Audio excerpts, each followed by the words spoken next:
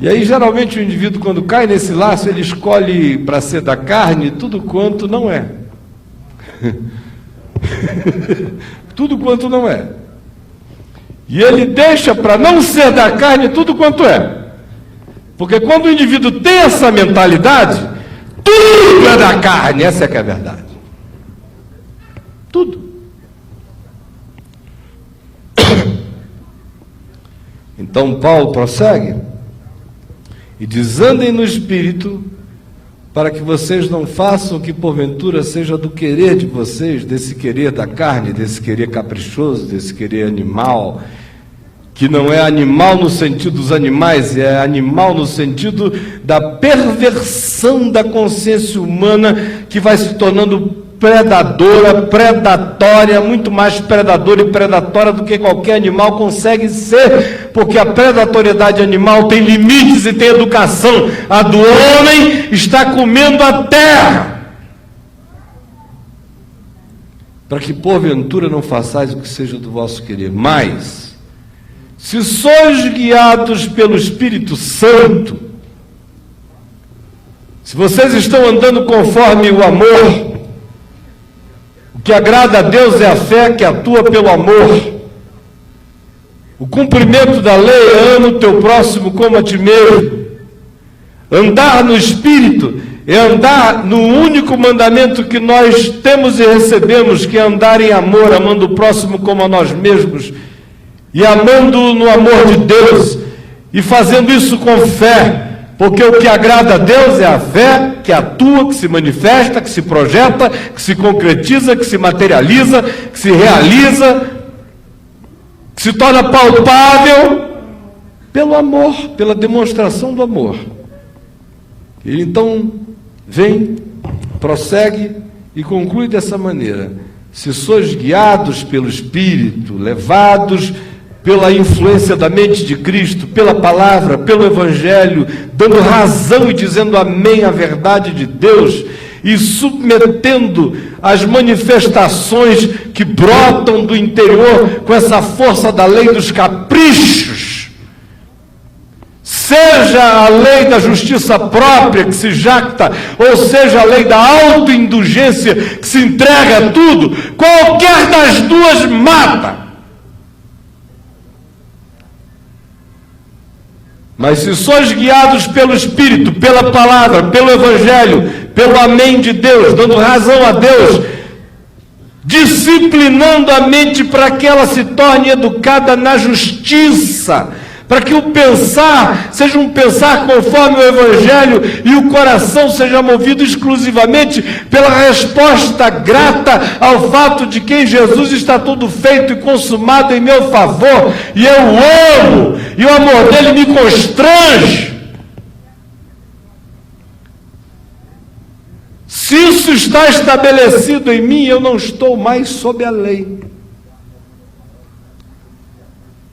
Mas também não estou mais sob a tirania dos caprichos, das obras da carne, dessas pulsões da animalidade que hipertrofiou e superlativizou o egoísmo e vive para cultuar o próprio umbigo. Conforme o dizer de Paulo, o Deus desses é o ventre. Eles vivem para a sua própria autoindulgência. Ora, as obras da carne são conhecidas, ninguém tem dúvida delas, ninguém. E são prostituição.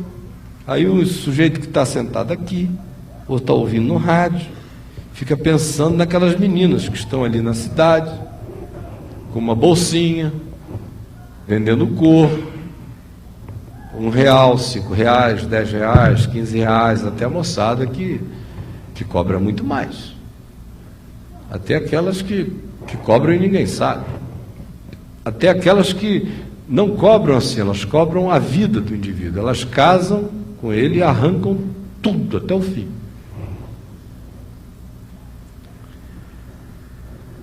Mas a prostituta que está ali na esquina é o ser que menos se prostitui. Elas detestam sexo em geral.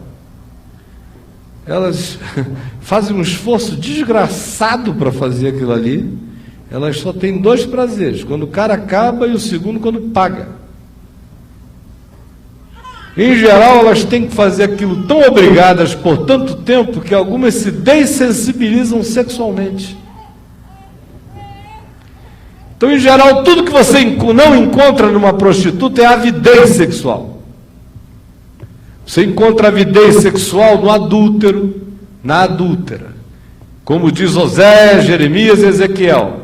Porque a prostituta, pelo menos, o faz pela paga, mas a vossa mãe é pelo prazer de multiplicar, multiplicar, multiplicar insaciavelmente as experiências. Prostituição, o maior prostituto não é a prostituta, é o indivíduo que vai consumi-la. E aquele que se vicia nisso, no sexo objetal, dessignificado. Mas prostituição não encerra apenas e não inclui apenas esse elemento tão tosco relacionado à sexualidade adoecida, ou objetizada, ou comercializada, ou comprada, ou adquirida, ou viciada. Ela tem a ver, sobretudo, com a produção espiritual do espírito de prostituição. Porque a prostituição, tanto em sendo praticada, desenvolve no indivíduo um espírito de prostituição, como frequentemente é um espírito de prostituição que deflagra um processo no indivíduo.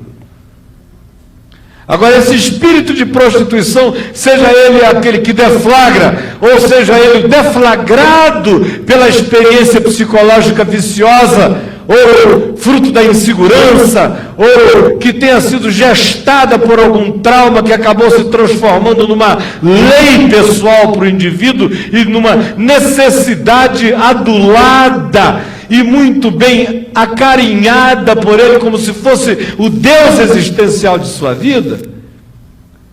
Ambas as versões têm uma única base, que é a obra da carne. O ambiente é esse. Isso tudo só se fomenta na glorificação do egoísmo. E na vontade de que, seja pelo egoísmo que se exacerba de modo narcisista, ou seja aquele que se acachapa, se deprime e se confessa carente, tanto faz o polo, se é um ou se é outro, o resultado é o mesmo. Se é pela via do narcisismo, é pela manifestação das conquistas autoglorificantes. Se é pela via da insegurança e da carência, é na necessidade de se afirmar, trazendo para dentro da vida aquilo que também destrói,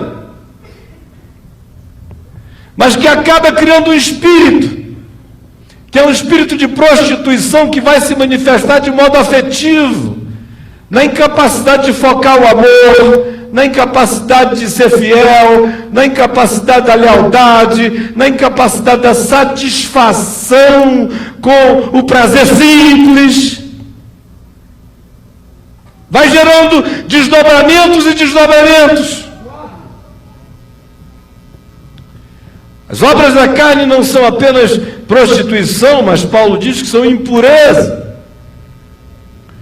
Impureza não é essa coisa religiosa, evangélica, dizer onde é que eu pego, o que eu bebo, ai meu Deus, não posso tomar essa cerveja que é impura, várias besteiras. Não vou comer essa carne de porco. Isso é um judeu pensando. Não vou àquele lugar lá, porque eu tenho umas primas que eu não sei onde elas andam depois da meia-noite, eu sou uma menina tão pura e santa, não vou lá não. Tudo isso é besteira. Impureza é aquilo que não é puro.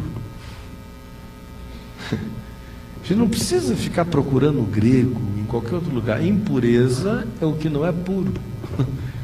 Não olhou com pureza, é impureza, vocês entenderam? Num amor com pureza, é impureza, vocês entenderam? Obra da carne é impureza. Eu tenho que explicar? Citar a palavra grega para os senhores? Impureza é a perversão do puro. O que perdeu a simplicidade, perdeu a pureza, se tornou impuro. O que perdeu a singularidade e ganhou as complexificações de enxertos os mais diversos, perdeu a pureza. As obras da carne são prostituição, impureza, lascívia.